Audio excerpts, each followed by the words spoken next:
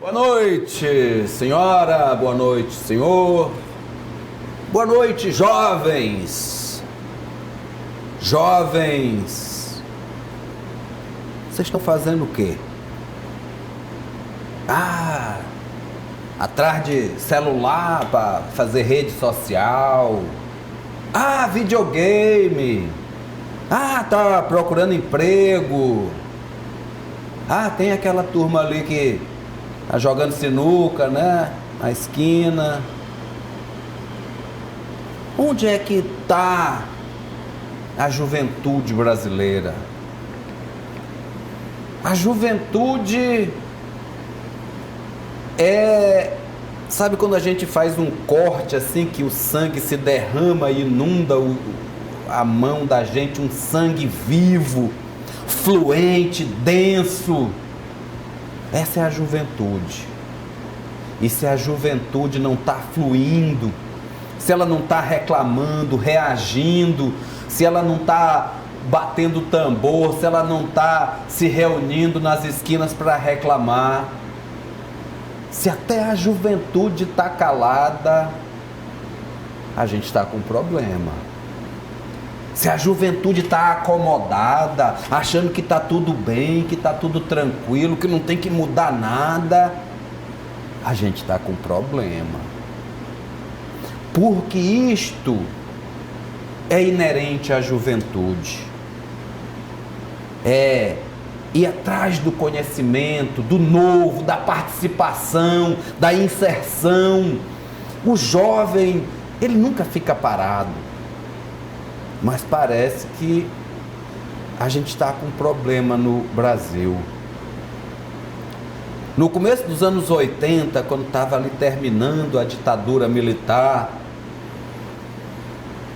e que entrou um lá que não era militar, mas era semelhante, na época que começaram a parar de torturar, de prender, de matar a juventude, aí foi um turbilhão, todo mundo agindo, indo para a faculdade, fazendo poesia, fazendo teatro, fazendo música, indo fazer curso. Todo mundo queria isso, todo mundo queria participar, porque até então era proibido.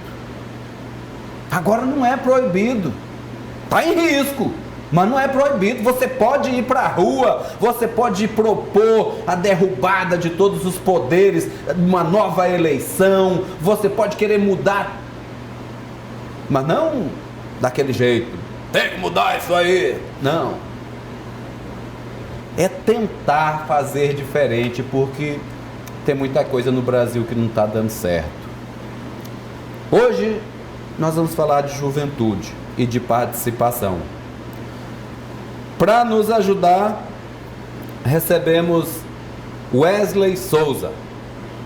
Ele é músico e ele é um incentivador da política. Ele é um político que está surgindo. Seja muito bem-vindo, Wesley. Eu agradeço, já acompanhava o programa, assim, e fico muito feliz de poder sentar nessa cadeira e conversar com vocês sobre política. Em geral, os políticos são pessoas bem mais velhas que eu, não que eu seja muito novo também, tem determinado perfil. E como você falou, a gente vem num período em que a juventude estava ativa no empreender político, do fazer político. E de repente há talvez uma letargia ou uma calmaria no sentido de como a juventude começa a se manifestar. Eu acho que isso tem a ver com a dinâmica do mundo, né? Hoje a gente está no Facebook, a gente fala mal de um e fala mal de outro e protesta no Facebook, mas a gente está sentado no sofá. E eu acho que as redes, eu sou um fiel utilizador delas, assim, quase um viciado nas redes. Elas são muito importantes para mobilização, para debates, para acesso à informação, mas tem uma hora que a gente precisa levantar do sofá e fazer alguma coisa. Existe muita coisa por fazer, né?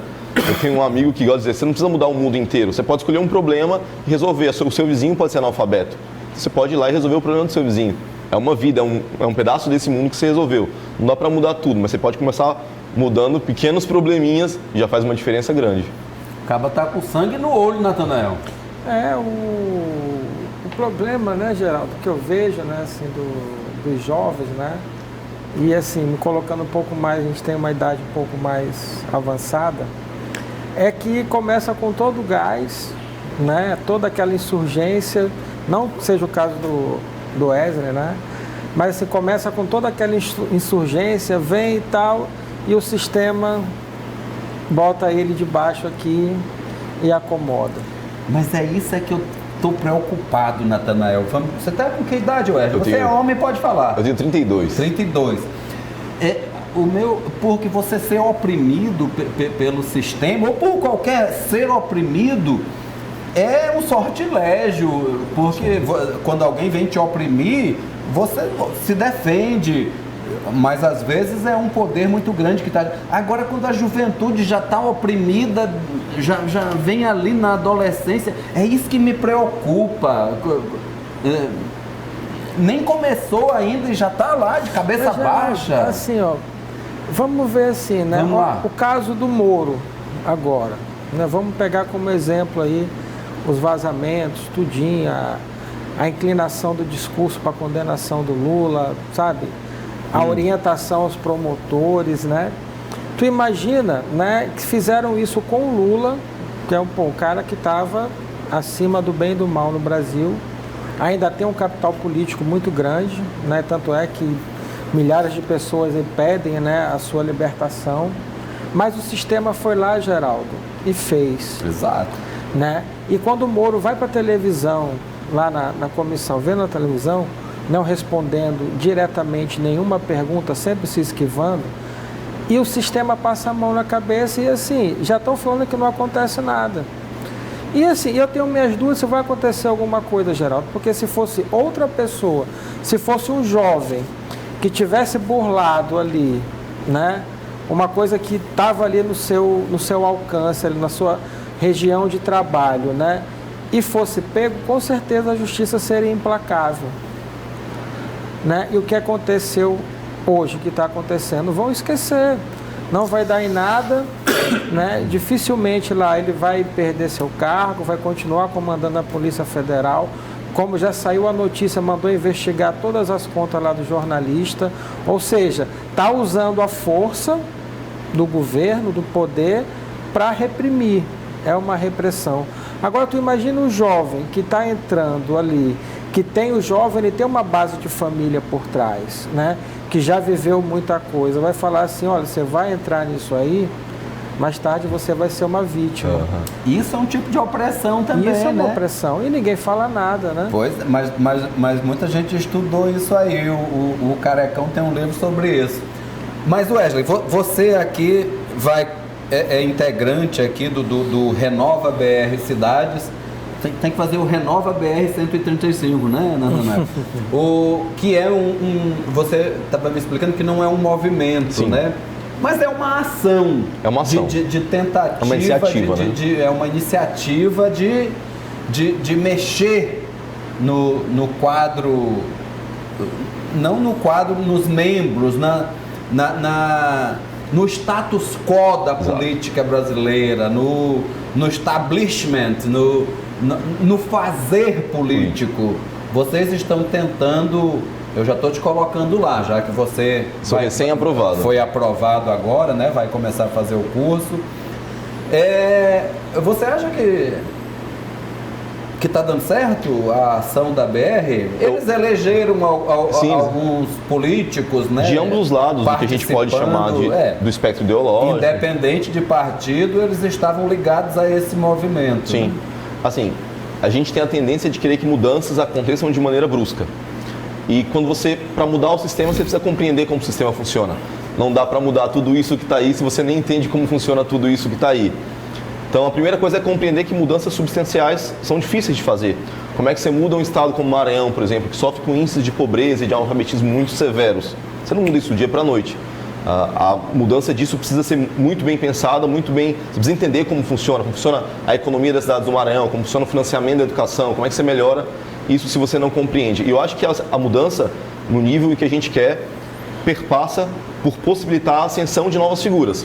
Mas não são figuras só etariamente novas, porque a gente tem várias figuras etariamente novas nas nossas casas legislativas, por exemplo, mas figuras que não produzem nada, né, que são eleitas pela mesma estrutura coronelista, patriarcal, de séculos atrás, de que sempre vigiram nesse Brasil, mas que reproduzem as mesmas práticas dos seus avós e dos seus pais. Os mandatos passam para os seus filhos como se a gente vivesse num período feudal ainda, e você está passando um feudo para o seu filho, para a sua descendência. Então, a primeira coisa é essa, de gente que sabe como funciona a vida nas periferias, de gente que sabe como é que funciona a universidade pública, o hospital público, quando você chega na UPA, como você utiliza o transporte público, mas que tem um severo compromisso com a transparência pública, que tem um severo compromisso com valores muito claros. Nada impede que o indivíduo que vem dessa origem e que tenha compromisso com esses valores, ao se eleger, pratique, né, o que a gente tanto condena. Mas é mais provável, a Marina faz uma frase, eu gosto muito dessa frase, que é: a forma como se ganha determina a forma como se governa. Então, se você cede a determinados condicionamentos para vencer, é muito provável que você tenha que retribuir quem possibilitou esses condicionamentos. A frase é muito bonita, mas na prática, né, quem se elege, e a gente tem vários exemplos disso, se elege com um discurso, pelo contrário, totalmente separatista. Dessa coisa velha, dessa coisa carcomida que está a política. E na hora, quando o primeiro dia de mandato, já absorve o sistema. Eu acho que a diferença não é a coisa etária da velha ou da nova, né? Alguns falam da nova política, a velha política é uma coisa só. A gente às vezes confunde política com politicagem, negociar com negociata. São coisas cabalmente diferentes. Então tem uma figura que eu admiro muito na política brasileira, que não foi eleita na última eleição, não conseguiu o número, que é a Heloísa Helena. Tem uma história muito importante assim, para Alagoas, tem uma história importante para o país. Foi expulsa do PT, fundou o PSOL, depois saiu do PSOL. E a Heloísa tem uma frase que eu gosto muito, que é: tem vagabundo em todo lugar. Isso é bastante cabal. Então tem vagabundo na igreja que eu frequento, na escola onde eu estudei, às vezes na minha família. Não necessariamente os partidos políticos. Existe partido bom e partido ruim, como se tentou pregar nos últimos anos, né, para demonizar partidos ou para angelicalizar outros partidos ou figuras. Mas eu acho que a democracia é esse embate social que é lento, e as mudanças são lentas. Então, tem um amigo meu, vereador, que é membro da RAPS, que é uma outra organização parecida com o Renova, é professor do Renova. O Gabriel Azevedo tem um aplicativo do mandato dele, em que você mensalmente observa quanto o Gabriel economizou. Em 2 anos e meio de mandato, o Gabriel, como vereador de BH, já economizou mais de R$1 milhão, porque ele abriu mão de carros particulares, porque o que ele diz: ao cidadão normal não recebe um carro para circular pela cidade. Eu já recebo R$18 mil de salário, por que eu não preciso de um carro? Então ele negou auxílio correio, auxílio celular, uma série de outros auxílios. E você confere isso pelo seu celular. As pessoas estão no embate da vida, trabalhando, né, diuturnamente no ônibus lotado, elas não têm tempo para parar na Câmara de Vereadores e entrar com um pedido de informação, para ver o que vereador tal está falando, ou está votando, se ele está presente lá. Então hoje está todo mundo no celular. Você acorda, a primeira coisa que você faz é olhar o seu celular, se tem mensagem, tem o que tem lá. Se eu posso acessar a Câmara de Vereadores e saber quanto foi gasto, o que foi gasto, com o que foi gasto, por intermédio daquilo, você facilita o acesso das pessoas e o desenvolvimento de um pensamento crítico. Dou um exemplo: a Câmara de Vereadores de São Luís tem um orçamento anual de 103 milhões, salvo engano, em 2018. Isso dá mais ou menos R$280 mil por dia. É o mesmo que 100 crianças em creches públicas durante um ano inteiro. Ninguém diz isso para as pessoas. Então eu acho que é preciso levar a informação para que eu, quando eleito, não me torne um corrupto. Porque as pessoas que me elegeram eventualmente vão cobrar. Óbvio, eu estou no exercício do mandato, e sair desse mandato por um mecanismo legal exige uma cassação, todo um processo legal. Mas é preciso que as pessoas estejam munidas de informação para me vigiar. Porque o Brasil tem um sistema eleitoral muito bem evoluído, tem instituições, a gente pontua muito bem nas análises internacionais sobre a democracia, mas a gente pontua muito mal em participação política, em participação social e cultura política. As pessoas votam e no dia seguinte elas não sabem quem elas votaram. A gente continua já. Vamos dar uma paradinha, a gente volta já. Voltamos aqui com os analistas. Hoje recebemos o Wesley Souza e estamos conversando sobre política. Você terminou o primeiro bloco, Wesley, falando da participação social. Você se declara ativista social, né? Eu quero entender o que significa ser um ativista social. Essa participação, Natanael, ainda há pouco, ele veio falando assim das mazelas que são mostradas todos os dias, que eu acho que faz parte do sistema, é dizer que o sistema não presta, não entre nele, aí, como você falou, né? O pai mostra para o filho, é disso bem aí que você quer participar. E nisso aí parece que a gente vira como é que chama aquele negócio que não tem solução? Eu me lembro já do nome. Que é um conflito. Esse negócio é podre, eu não posso participar de coisa podre. O que é um sofisma? Isso não é verdade. A lógica não é uma proposição lógica correta isso. Porque o sistema político, ele não é podre. O sistema político é o nosso sistema, é o que nós temos. Se existem unidades podres e que essa campanha de querer dizer que todo político não presta, o que também não é verdade, que todo político é ladrão e que não é verdade, como é que a gente resolve isso? Como é que a gente faz com que a juventude, os ativistas sociais tão solitários, tão isolados lá, por mais que tenha internet, por mais que tenha o WhatsApp, não pode concorrer com as 5 ou 6 grandes mídias de comunicação do país? Eu acho que o primeiro passo é as pessoas se conscientizarem da necessidade do debate político. Mas como é que se conscientizar? Se conscientizar como? Conscientizar-se sozinho, do nada? Assim? Não, então, quando... Vamos ver. Sei lá, queiramos ou não, é na política que se decide, é nessa instância que se decide as condições de vida das pessoas. Pronto, essa tá perfeita. Então, ainda que eu nunca mais ouça falar a palavra política, muitas das condições de vida nas quais eu vivo são decididas lá. Todas, as boas e as ruins. Especialmente das pessoas que estão em condição de vulnerabilidade maior. Esses sofrem mais. Sofrem mais. Então, se eu, Wesley, que tenho um mínimo de consciência, tiver acesso à informação, me esquivo do debate, ou me esquivo da fiscalização, enfim, das várias maneiras pelas quais eu posso ser ativista, né? Eu não preciso necessariamente sair com uma bandeira na rua, ou criar um projeto, ou ser candidato. Existem formas diferentes de empreender. Essa fiscalização não é fácil, não é cômodo, não é confortável, não é muito... Vou entrar no portal da transparência e vou procurar quanto ganha aquela... Não é fácil encontrar. Não dá dinheiro, é um trabalho, mas dá perseguição. Mas dá perseguição, muita perseguição, não dá nem para contar assim, as histórias, mas dá um trabalho muito grande. Só que assim, especialmente as pessoas que tiveram acesso a alguma informação, alguma instrução, é preciso entender, eu gosto muito de uma coisa de responsabilidade social. Então, quando eu vou para a Universidade Federal e estudo lá, não é só o dinheiro do meu imposto que paga aquela universidade. É o do meu e de várias pessoas que não tiveram acesso àquela universidade, que financiaram o meu curso superior numa universidade pública. Então, eu preciso sair de lá entendendo que eu preciso dar uma contrapartida social.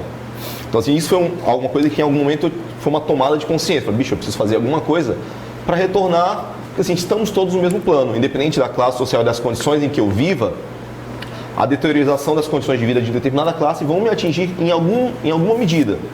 Eu venho de uma família pobre, uma família que empreendeu esse êxodo rural para São Paulo, para tentar a vida, e depois voltamos. Então, nasci em São Paulo e volto para cá, uma família pobre. Depois que eu comecei um projeto social de ensino de música, eu me deparei com realidades muito mais duras do que a que eu tinha vivido na infância, de uma mãe sozinha, né, de um bairro pobre, de crianças que tinham familiares metralhados na guerra de facções que se estabeleceu há algum tempo em São Luís, de pais mortos, inclusive durante já a existência do projeto, pela guerra de facção, de crianças que moram na beira da maré e que têm que torcer para a chuva não ser muito forte, sob o risco de suas casas sejam levadas.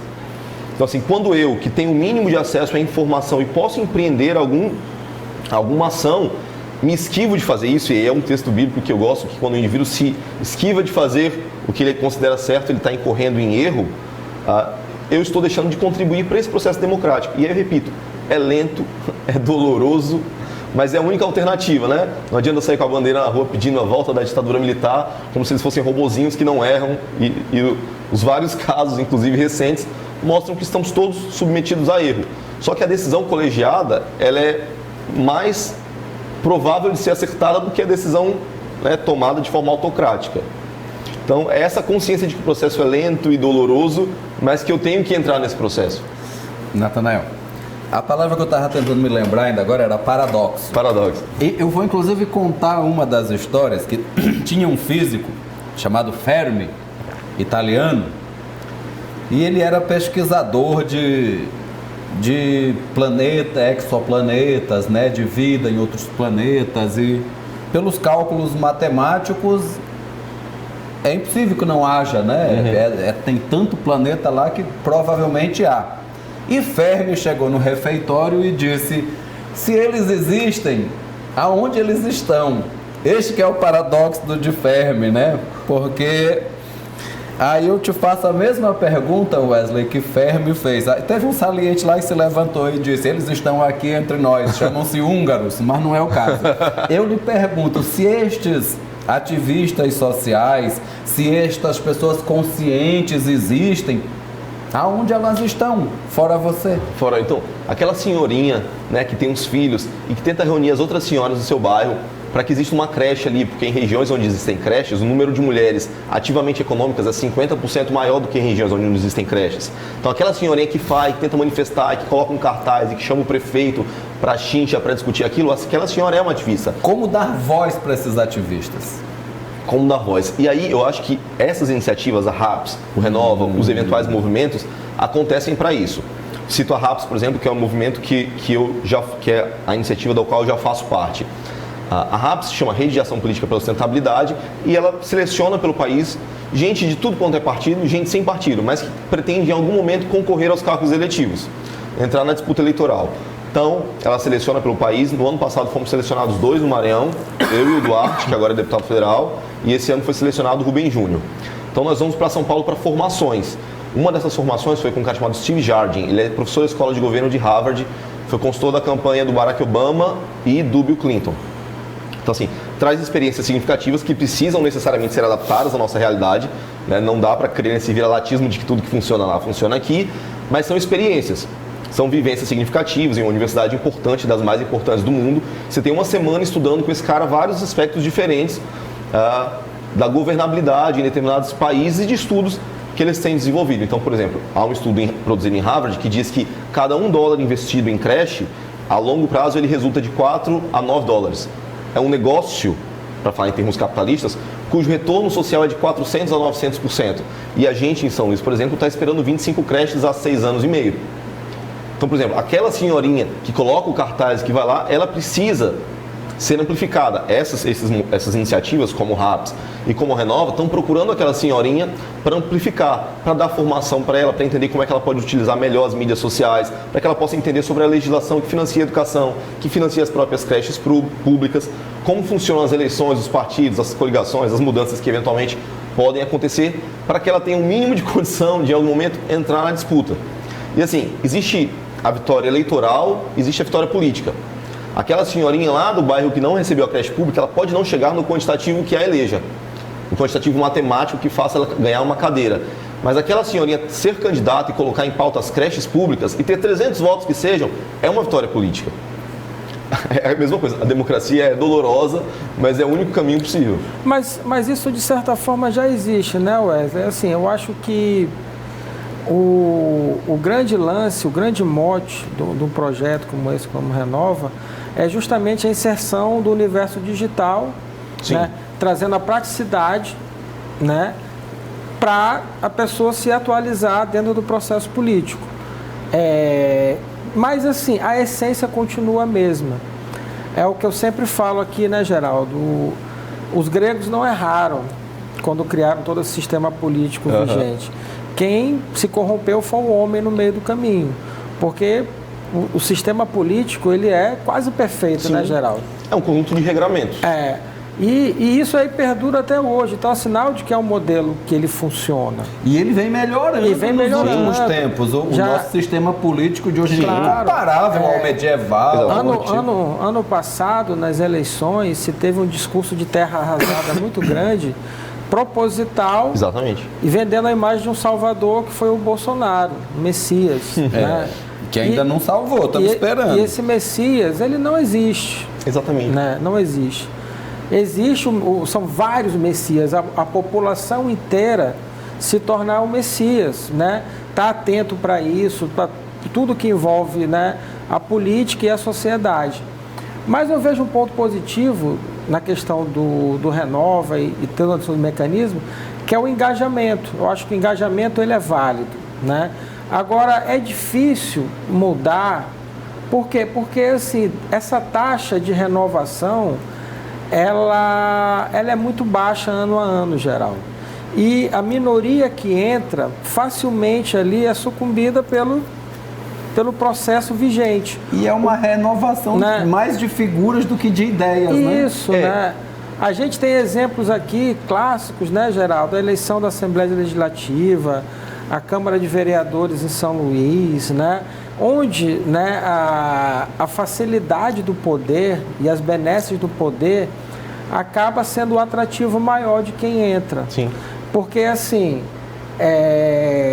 quem busca se preparar para, vou me preparar para ser tal, isso está atrelado a um projeto de vida, até de melhorar a vida do cidadão. Vou melhorar minha vida sendo isso.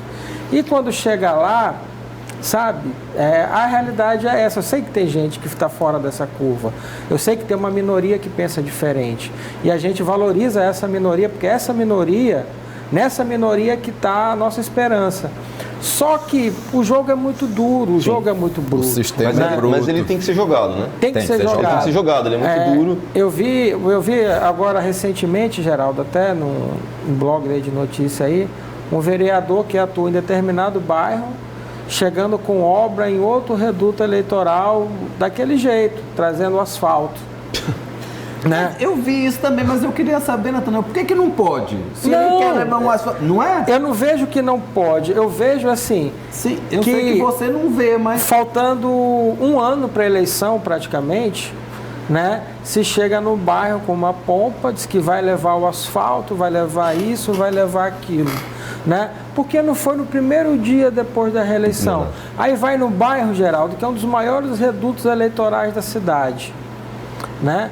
E chega lá com a solução, né? O modelo de política tradicional. Não vou chamar de velho, porque assim, eu considero velho, né? E o discurso do novo, ele é até novo até se tornar velho, porque é uma transição. Sim. Ele vai caminhando na estrada para se tornar velho. De ultrapassado, De né? ultrapassado. Perdura, sabe? Então, assim, eu não vejo a população ainda, acho que ela tem que ser orientada a dizer o seguinte: cara, meu irmão, se tu vai colocar o asfalto aqui, coloca, mas não tem obrigação de voto. Entendeu? Eu acho que é uma transferência de esperança, de responsabilidade. Sim.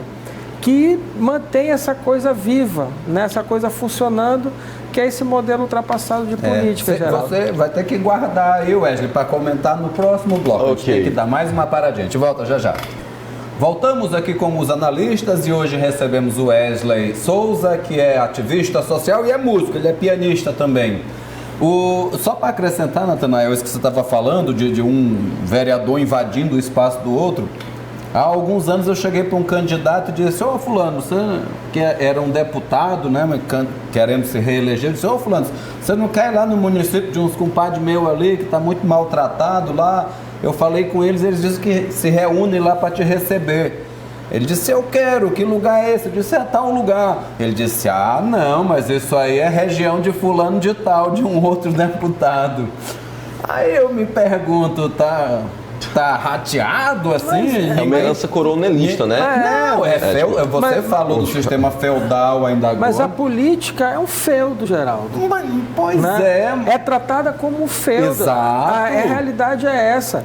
É assim, eu não sou contra, mas assim, será que no bairro que ele atua está tudo 100%? Pois é. Para ele chegar lá e chegar no outro bairro e levar a melhoria, né? Agora, a pergunta: se o prefeito, que tem um volume maior de recursos, tem o desenho total da cidade ali, na sua gestão, não consegue chegar lá, né? Aí vai o vereador, né, que tem uma atuação muito restrita, chegar e aparecer como salvador. Não tem dotação orçamentária, não tem nada. Não tem nada.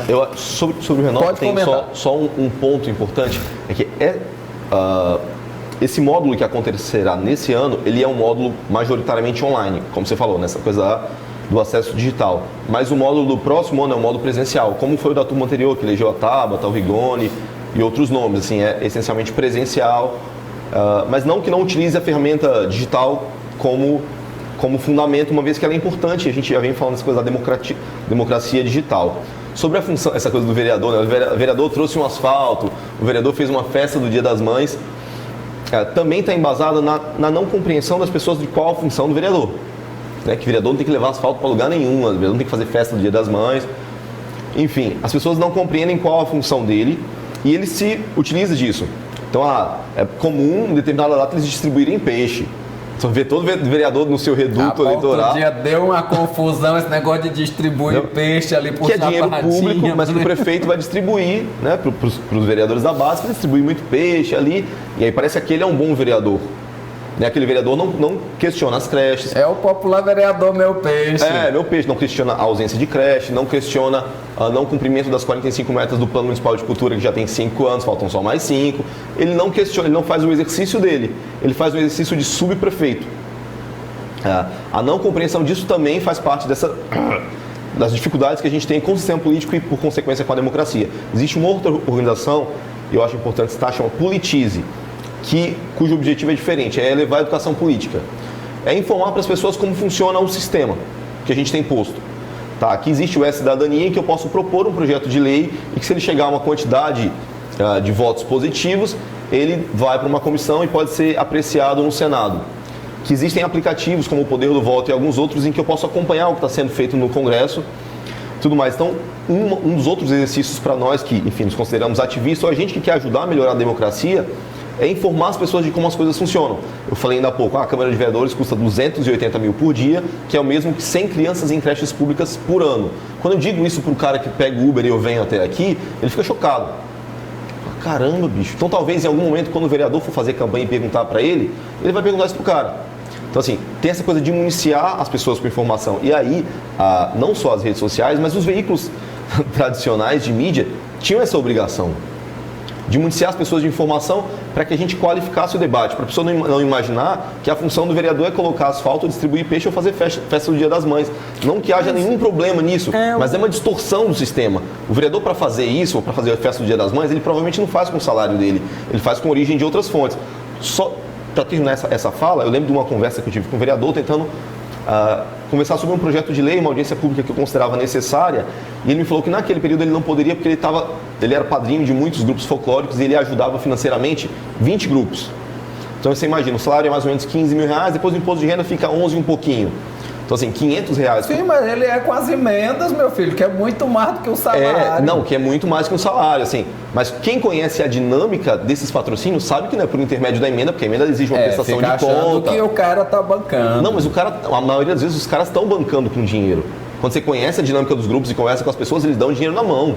Porque o dinheiro da emenda é o correto. Eu passo o dinheiro da emenda e você vai prestar conta com a prefeitura, sua prestação de conta pode ser negada, mas esse é o procedimento que acontece em menor frequência. Você está dizendo que eles dão dinheiro em espécie, não pedem recibo, assim? Estou dizendo, isso é comum. Tem uma foto aí, cadê um não filminho, tem uma foto, rapaz? É que a gente fala da compra de votos, a gente falou ainda há pouco, a compra de voto, todo mundo sabe que compra, mas a gente não tem a foto, o filme, já existem várias condenações, existem vários processos, mas as pessoas sabem que acontece e não pelo procedimento comum, pelo procedimento correto, na verdade, procedimento legal, que seria a destinação das emendas, para as brincadeiras e tudo mais, é devido à prestação de conta. Mas como você estava dizendo, o salário dele não dá para sustentar 20 grupos. Da onde é que está vindo esse dinheiro? Então, quando eu acho bonito ele sustentar o meu grupo folclórico ou o meu projeto social... Sim, mas me conta aí só aqui para nós aqui, de onde é que está vindo esse dinheiro que eles estão dando? Então... Só pode ser do crime, né? Só pode ser do crime. Porque não é comum... Rapaz, cara, bora ver esse negócio. Porque não é comum um cara que ganha 15 mil reais mora em um apartamento de 1 milhão e tem a coleção de carro. Depende da idade dele, né? Que às vezes eles têm outra atividade. A gente também não pode ir criminalizando. Não, claro, não. Longe de criminalizar. Mas quando você olha... vereadores de primeiro mandato, cujo exercício é fundamentalmente a vereança, e se observa o patrimônio crescendo exponencialmente. Sim, não é uma criminalização da política, na verdade é para que a gente observe essas coisas com um olhar crítico, porque a pessoa vota no vereador que chega com carrão, que chega com vários carros fazendo aquele buzinaço, distribuindo a nota de gasolina para adesivar tudo quanto é carro. São práticas das mais comuns, mas que não se explicam, né, no jogo da prestação de contas. Tem vereador que se gastou com 14 mil reais, por exemplo. Natanael gosta de fazer a comparação aqui com o número de salários que o prefeito ou o governador vai ganhar ao longo dos 4 anos. É lógico que isso é um sofisma que a gente pode fazer e deixar todo mundo muito irritado, que a gente vai longe com isso. Mas não é o nosso objetivo aqui, Natanael, não é fazer sofisma. A gente quer discutir sério, que nem nós estamos fazendo aqui. Vocês consideram um homem de esquerda, de direita, de centro ou tico-tico no fubá? Eu acho assim, Você ainda acha que é possível fazer essa discussão hoje em dia? Acho que não é possível. Eu me considero de esquerda, porque eu compreendo que, especialmente no cenário que a gente vive, no Maranhão, no Brasil, o Estado tem um papel fundamental. E não dá para espremer esse Estado, porque como é que eu vou resolver 17,7% dos analfabetos esperando que o espontaneísmo do mercado resolva isso? Não acho que ele vai resolver. Então você não se considera um conservador? Não. Mas eu compreendo que um cara que nasceu na Inglaterra, né, em que a divisão de renda tem um determinado equilíbrio, que ele seja um liberal. Eu compreendo isso. Mas eu acho difícil compreender que o cara que está em Turiaçu... Agora sim, todos os indivíduos têm a sua liberdade de crer e de compreender o Estado de sua melhor, né, da forma que preferir. Mas eu acho difícil que o Estado, o menor possível, consiga resolver os problemas da situação de Turiaçu ou da renda média de Turiaçu. Eu acho que o Estado tem uma função essencial aí em subsidiar e de fomentar a resolução desses problemas. Eu ia até te perguntar por que você usou Turiaçu, mas não tem mais tempo. Não precisa responder, não. Eu ia dizer alguma coisa. Eu ia citar os números de Turiaçu. Mas deixa quieto. Vamos brincar de bloqueio ou compartilha.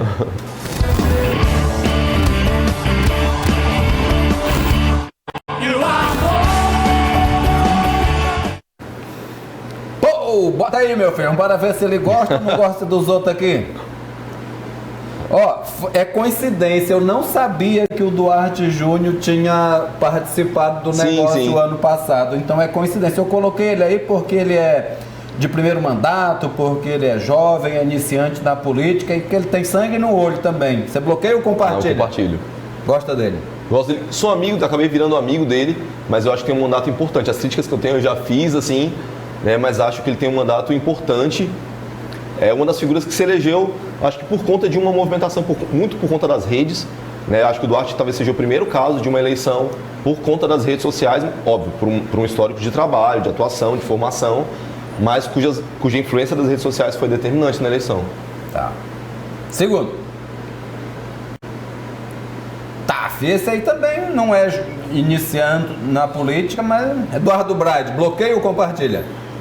O Eduardo, eu não penso tão parecido com o Eduardo, mas eu acho que o Eduardo é um nome importante. Nós temos uma provocação, acho que a gente tem uma ausência de figuras públicas muito grande no Estado, né? Mas eu acho que o Eduardo é uma figura importante. E tem muito que se esconde, que não quer. Eu digo, bora lá nos analistas, não, eu não quero que ninguém me veja. Porque ser alvo é difícil, né? Se expor é difícil. Mas eu acho que é uma figura importante também telhado, né? E que contribui para nós termos um novo momento político, de novas figuras. Entendi. Já conversei algumas vezes com o Braide, acho que é uma figura muito inteligente. E acho que a disputa do próximo ano vai ser muito boa, assim, muito... Terceiro. Tá aí, o senador Roberto Rocha. Então, eu já tive uns embates bons com o filho dele no Twitter, assim, engraçado, porque você sai de um canto para o outro do espectro ideológico, né? Você sai de um partido socialista, de repente vai para outro e chama todo mundo de comunista. Eu acho que o oportunista é escravo da oportunidade. No caso do Roberto, eu bloqueio. Bloqueia, né? E para finalizar, quem Natanael botou aí? Meu Deus do céu, tenho até medo. Cadê? Quem é? Governador Flávio Dino. Bloqueia ou compartilha? Cara, eu compartilho. Tenho as minhas críticas, né? Já as fiz publicamente, assim. Mas acho que Dino é o melhor governador que nós já tivemos no Maranhão. Tem muita coisa que precisa melhorar. Eu tenho muitas críticas, tenho inclusive propostas. Tem projeto protocolado por intermédio do Duarte até... Está parado na CCJ, isso é até um problema, está havendo uma confusão lá de boicote de determinados projetos, mas acho que faz um governo importante para o Maranhão. Então, assim, pode ser que minha vida não tenha melhorado R$1, mas eu me importo que as vidas nas 30 cidades com menor IDH melhorem, sabe? Posso passar 8 anos sem melhorar R$1, assim, mas se outras vidas melhorarem, eu acho que já é uma vitória considerável. O tempo já foi, eu queria te perguntar mais umas duas coisas. Puxa vida. Mas eu vou perguntar só mais uma. No dia 1º de janeiro teve uma eleição lá na Assembleia e o presidente foi eleito com 100% dos votos. Pá, ganhou, foi eleito. 5 meses por mandato, que é de 2019 até 2020. Aí outro dia eles fizeram uma eleição de novo por mandato que é de 21, que é 21 e 22. Que só vai... O que você acha disso? Primeiro que é um problema a eleição ter sido unânime, né? É muito estranho. Não, a oposição diz que não, estava tudo certo, é isso mesmo. Porque assim, a existência de outros candidatos é importante, pelo menos para a vitória política, ainda que a vitória eleitoral estivesse certa como aquela. Mas e o fato de ser esse mandato ainda nem terminou, ele já... Eu ia comentar esse segundo ponto. Acho que é um problema também. Né? Não dá para mudar a regra do jogo durante o jogo. Professor, obrigado pela sua presença, muita sorte, espero que você ajude a trazer muitos jovens e outros tantos não tão jovens como você e uns coroas que nem eu que estão do lado de fora.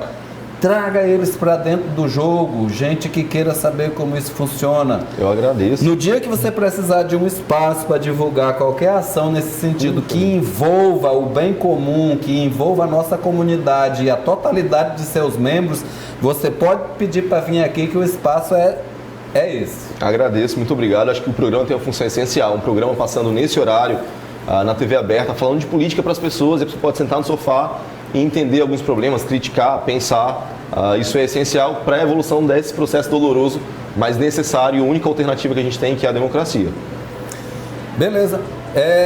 Eu perguntei se você era de esquerda, de direita, conservador, não sei o quê. Outro dia nós recebemos aqui um sujeito que depois eu descobri que era monarquista, conservador. Esse espaço é de todo mundo pode vir aqui dar sua ideia. Muito obrigado. Natanael, muito obrigado pelas suas ideias maravilhosas também. Obrigado. Deixar um recado para eles para não sucumbir ao sistema. Força, que o sistema é bruto. Né? Mantenha a posição. Obrigado, gente. E o senhor e a senhora? É isso, a gente quer melhorar a vida de todos nós, de todo mundo, de todos os bairros, de todos os recantos do nosso Maranhão e do nosso Brasil. Grande abraço, até amanhã!